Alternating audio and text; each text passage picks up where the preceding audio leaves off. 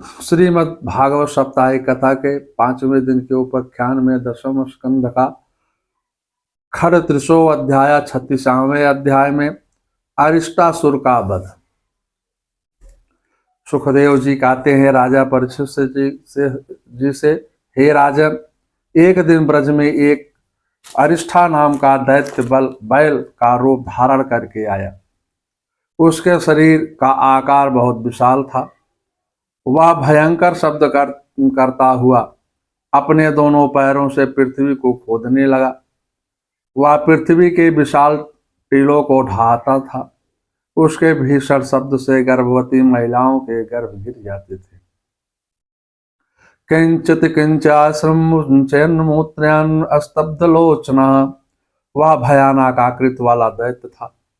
थोड़ा थोड़ा मूत्र एवं गोबर करता हुआ ब्रज में चक्कर लगाने लगा। उसके विशाल काय डील डौल को देखकर सभी ब्रजवासी घबरा गए। पशु भी इधर उधर भागने लगे।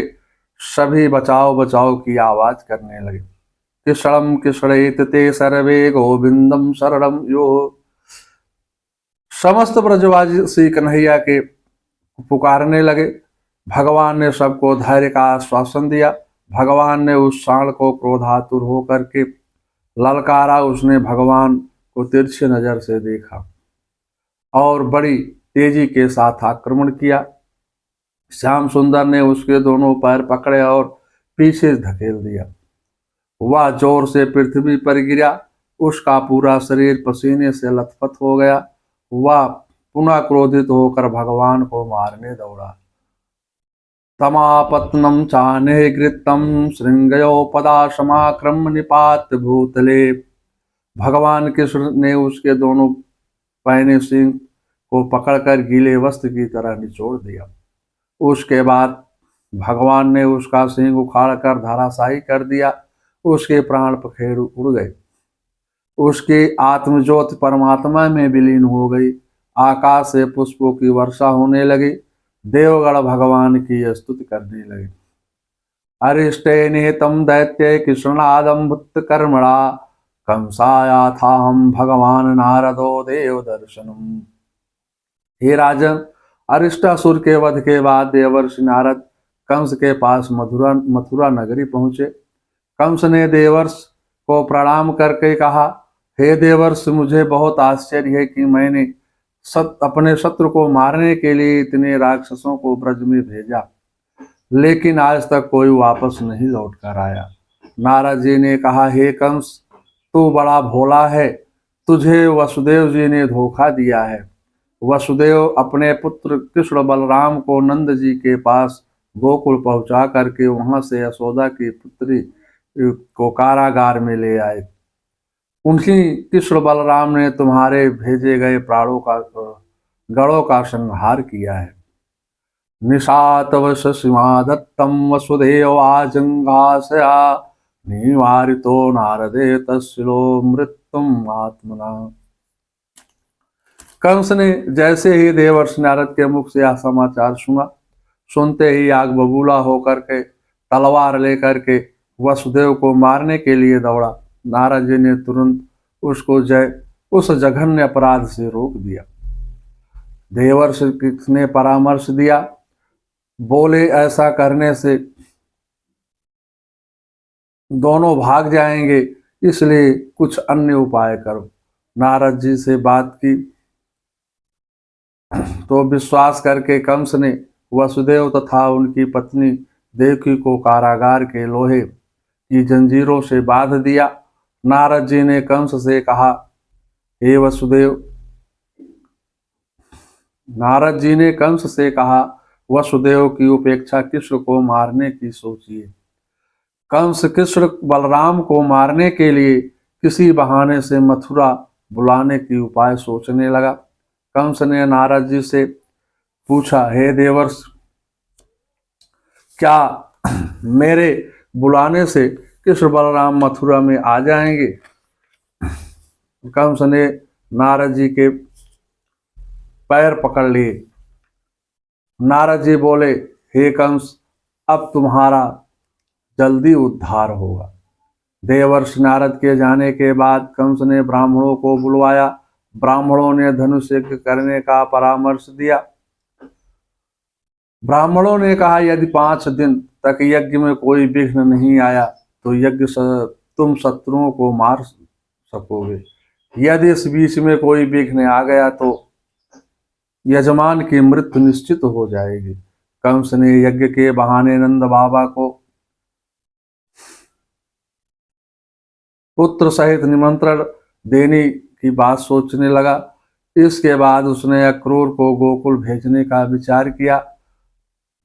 काम सुख चिंतन करने वाला कृष्ण को नहीं ला सकता है। सर्वप्रथम कंस ने हयाकृत घोड़े की आकृति वाले केसी नामक राक्षस को आदेश दिया कि तुम अभी गोकुल में जाकर के कृष्ण बलराम का वध करो। इसके बाद कंस ने चाणूर, मुष्टिक, शल, तोशल आदि पहलवानों को बुला करके कहा, अरे वीर पुरुषों, हमारे शत्रु इस समय गोकुल में छिपे हुए हैं। हम उन्हें धनुष यज्ञ के बहाने बुलाएंगे। तुम उनके साथ अखाड़े में कुश्ती लड़ करके उनको मार डालना। अखाड़े का प्रबंध किया जाए, साथ ही अखाड़े के चारों तरफ दर्शकों के बैठने का प्रबंध किया जाए। चतुर्दशी को धनुष यज्ञ का प्रारंभ हो गया। उस दिन रंगभूमि के मुख्य द्वार पर कुएला पीड़ हाथी को खड़ा करना है। प्रवेश द्वार के में प्रवेश करते ही उसी हाथी से कुचलवा देना। इसके बाद कंस ने अक्रूर को बुलवाया और उनका हाथ पकड़कर बड़े स्नेह पूर्वक कहा, दानाध्यक्ष, गच्छ नंदम व्रजम तत्रम श्रुतवान कंदुभे आशाते तमिहानेन रथेनाम चिरम। वसुदेव के पुत्र और कृष्ण और बलराम गोकुल में निवास करते हैं। देवताओं ने उन्हीं के हाथों मेरी मृत्यु का संकेत किया है, इसलिए तुम धनुष यज्ञ के बहाने उन्हें बुला करके ले आओ। मैं कुवल या पीड़ हाथी अथवा चाड़ूर मुष्टिकात पहलवानों को के द्वारा मरवा कर अंत में उनके भाई बंधुओं का नाश कर दूंगा। तभी मैं निश्चित रूप से राज्य कर सकूंगा।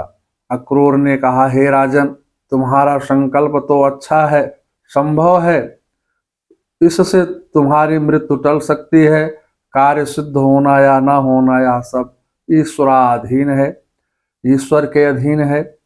फिर भी मैं आपकी आज्ञा का पालन करूंगा। इस प्रकार कंस अक्रूर को आदेश दे करके अपने महल में चला गया। अक्रूर भी अपने भवन में चले गए। श्रीमद् भागवत साप्ताहिक कथा के 5वें दिन के उपाख्यान में 10वें स्कंद का 38वां अध्याय समाप्त होता है। अथ 37वां अध्याय। 37वें अध्याय में केसी और व्योमसूर का उद्धार तथा नारद जी के द्वारा भगवान की स्तुति।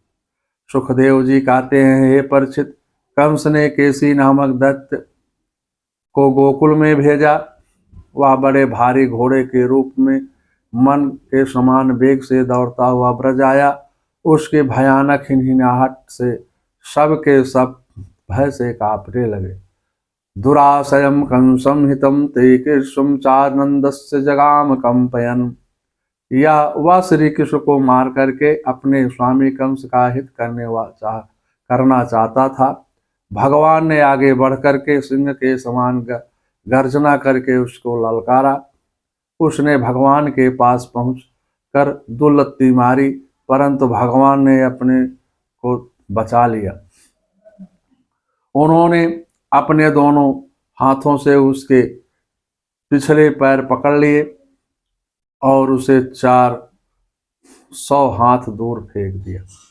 थोड़ी देर बाद केसी फिर सचेत होकर के मुंह फाड़ करके बड़े वेग से भगवान की ओर झपटा।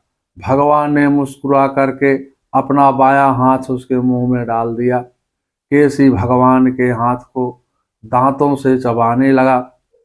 श्री कृष्ण का भुजदंड उसके मुख में बढ़ने लगा। उसके सारे दांत टूट कर पृथ्वी पर गिर पड़े। उसकी प्राणवायु रुक गई और वह पैर पटकने लगा। समेधमानं किशम बहुनाम निरुद्धवायु चरणाश्चम विपिंचयन् प्राणिस्तगात्रं परिवृत्य लोचनं पपात लीडम वृषम सितो विशुः। वह थोड़ी देर में ही निश्चित हो गया। वह प्राण शून्य होकर पृथ्वी पर गिर गया। देवगणों को बहुत आश्चर्य हुआ। देवता प्रसन्न होकर के पुष्प वर्षा करने लगे। देवर्षि नारद कंस के पास से लौट करके कृष्ण के पास गए। भगवान की स्तुति करके कहने लगे, आपने खेल खेल में इस दैत्य को का संहार कर दिया है। अब मैं परसों आपके हाथों चाड़ोर मुष्टिका कोयला पीड़ और स्वयं कंस को मरते हुए देखूंगा। उसके बाद काल एवं मुर नरकासुर आदि राक्षसों का वध देखूंगा। आप राजा नृग को पाप योनि से छुड़ाएंगे। आप ही मिथ्या वासुदेव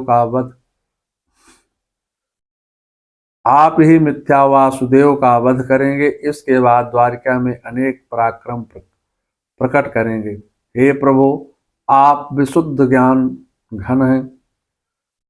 आप हमेशा परमानंद में निमग्न रहते हैं।